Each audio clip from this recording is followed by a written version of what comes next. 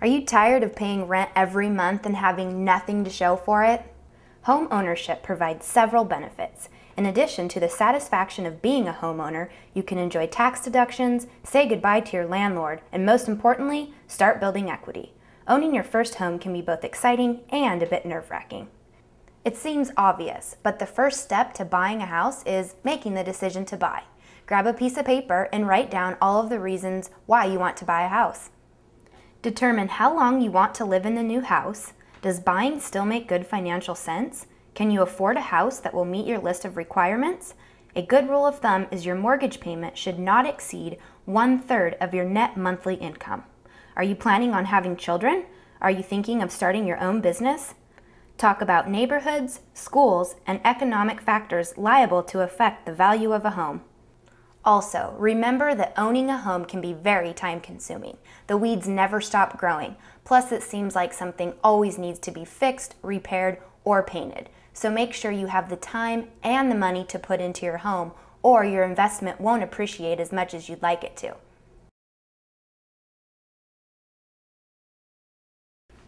When buying a home, it is highly recommended that you be pre-approved before you start looking at homes.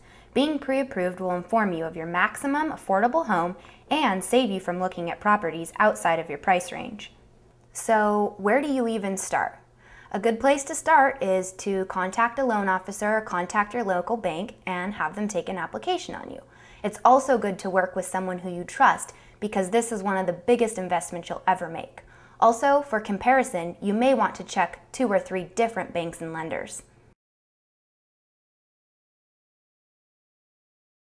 It will help if you can get pre-qualified for a mortgage.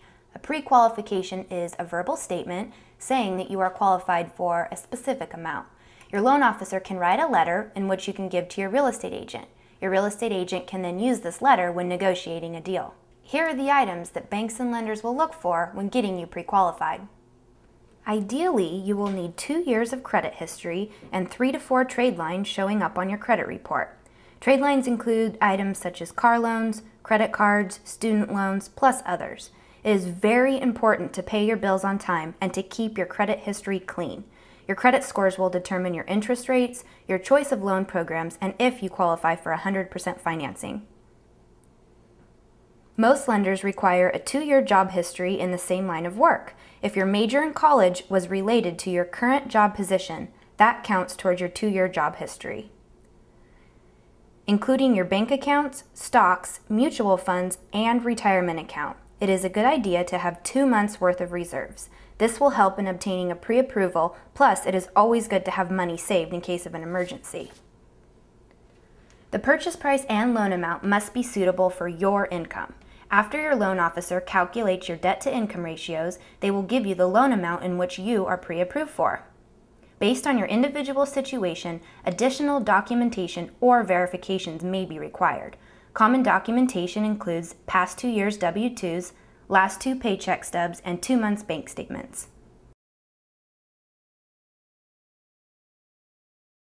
You probably have an idea of what part of town you want to live in based on several criteria, such as where you work, where friends or relatives live, and how much house you can afford. Search all of the resources for houses on the market that fit your criteria. Preview these houses with your realtor or mortgage banker to eliminate the duds. Then, schedule appointments to tour the houses that best fit your criteria at times convenient to you. When touring a home, you may want to discuss with your real estate agent what you like and what you dislike. You may have to amend your wish list a little bit. Things that seemed important might not be so important anymore. You need to refine your search and narrow in on what your dream home is. This house of your dreams can mean different things to different people. If you're a young married couple or single, a fixer-upper may be just what you're looking for. If you have the time and energy to put into some sweat equity, it could be perfect. And remember, you'll probably move about 2 or 3 times before you settle into the actual house of your dreams. When you do find that first house, it's time to put in an offer with your realtor or mortgage banker. The offer is normally presented with earnest money or binder. This is a cash deposit by a personal check made to a property seller to secure an offer to buy the property. It's in your best interest to put up at least 1% of the asking price, but never less than $500. The more the better, if you can afford it. The earnest money is deposited into an escrow account only after you have signed contract with the seller. If you end up not getting a signed contract with the seller, the check is returned to you. First-time home buyers often freak out about the earnest money check. It's often the largest check you've ever written. However, trust your real estate agent. They wouldn't have been recommended to you if they had messed this part up in the past.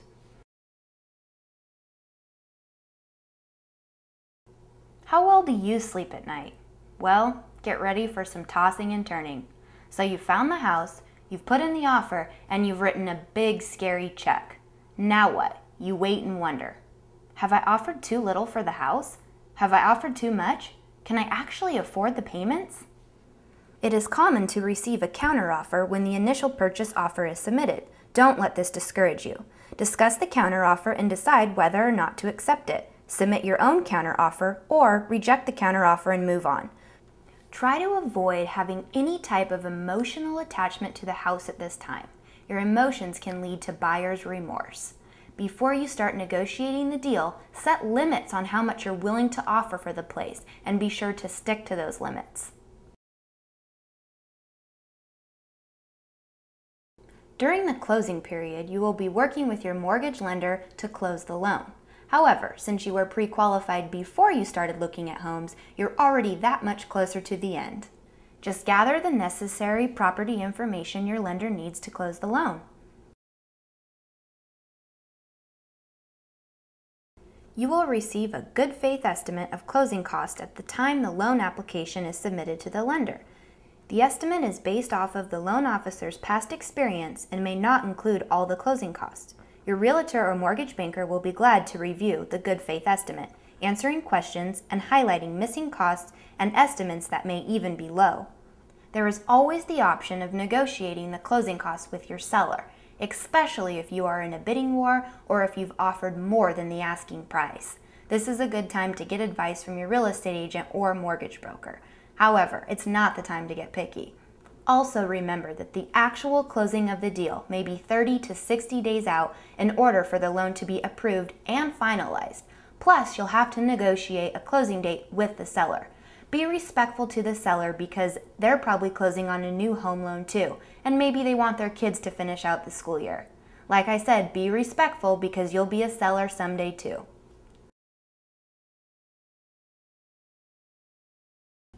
Congratulations! It's time to move into your new house and make it a home. It's also time to find out who your true friends are. Be vague about your move-in date or you'll be surprised at how many things are going on out of town that weekend. Thanks for your attention.